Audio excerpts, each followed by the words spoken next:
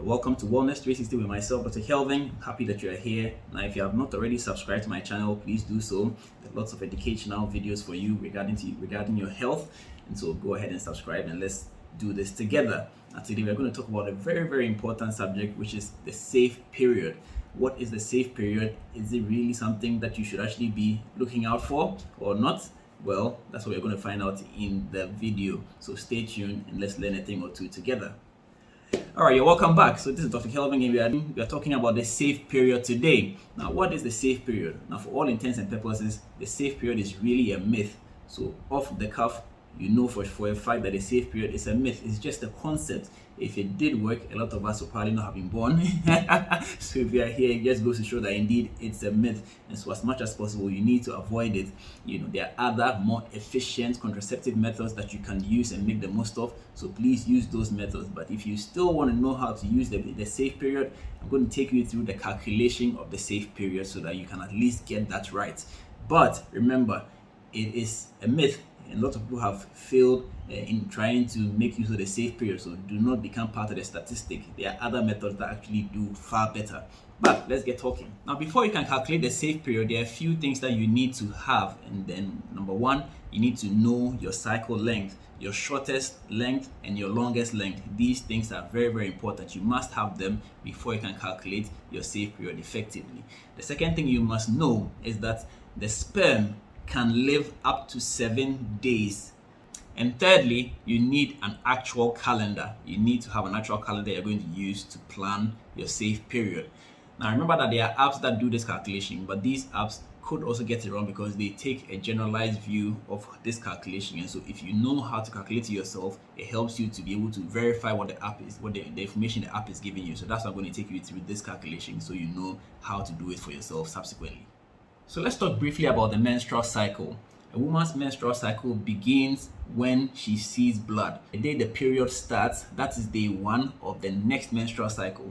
And the cycle will run until the day she sees blood again to close the previous menstrual cycle and begin the new menstrual cycle. So day 1 is the day your period starts. Now that day is the most important. So when a doctor asks you for your last menstrual period, what they want to know is when did your bleeding start? When did your period begin? So that's day 1.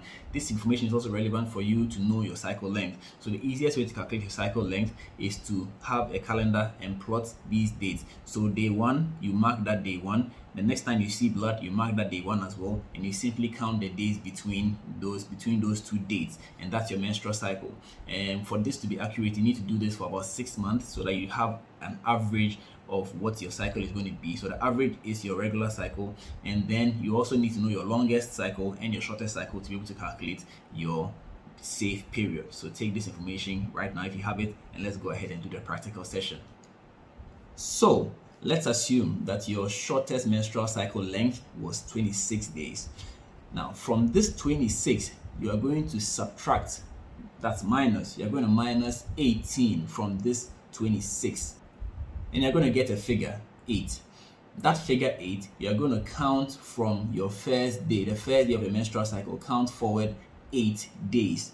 And the date you get to is going to be the first day of your fertile period. In other words, that's the day you don't want to start having sex at all, or unprotected sex for that matter. So let me repeat. So if you're assuming your shortest length after our previous calculation is 26 days, you're going to subtract 18, the number 18 from 26. You're going to get 8.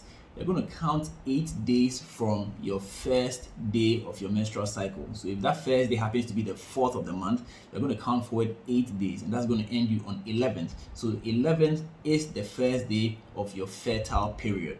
So that's, put that date down, 11th. That's your first day of your fertile period.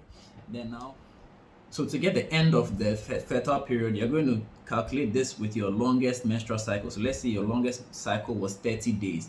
You're going to subtract 11 from 30 days. The number here is 11 from the 30 days. And you're going to get 19. And you're going to count forward from day 1 of your menstrual cycle. So remember, our menstrual cycle started on the 4th. So you're going to count forward 19 days. And that's going to end on the 22nd. So then 22nd becomes the last day of your fertile period. So what you just calculated is the period when you are most fertile. Emphasis on most fertile.